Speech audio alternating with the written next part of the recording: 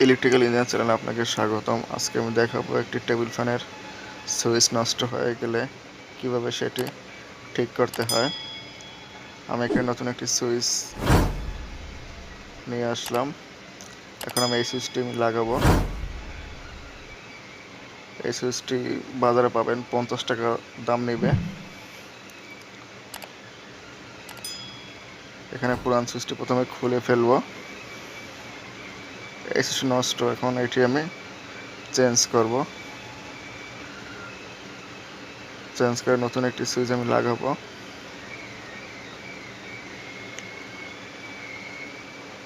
প্রথমে সুইচটি লাগিয়ে নাটগুলো লাগিয়ে স্ক্রুগুলো লাগিয়ে দিব।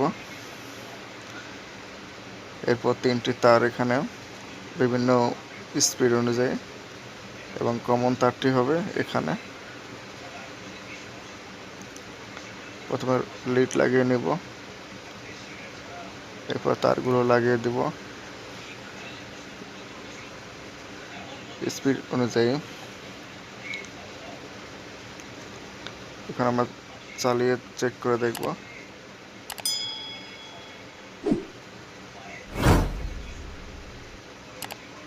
আমাদের সুইচগুলো ঠিক আছে। বন্ধুরা, এইভাবে আপনারা পারেন খুব সহজে একটি টেবিল ফ্যানের সুইচগুলো নষ্ট হয়ে গেলে সেই সুইচগুলো চেঞ্জ করতে পারেন।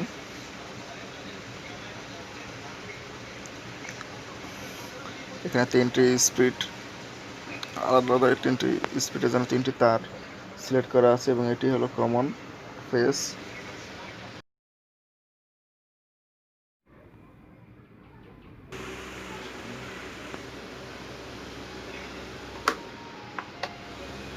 এখানে 3টি সুইচে 3 রকম স্পিড হবে, মিডিয়াম, হাই এবং স্লো।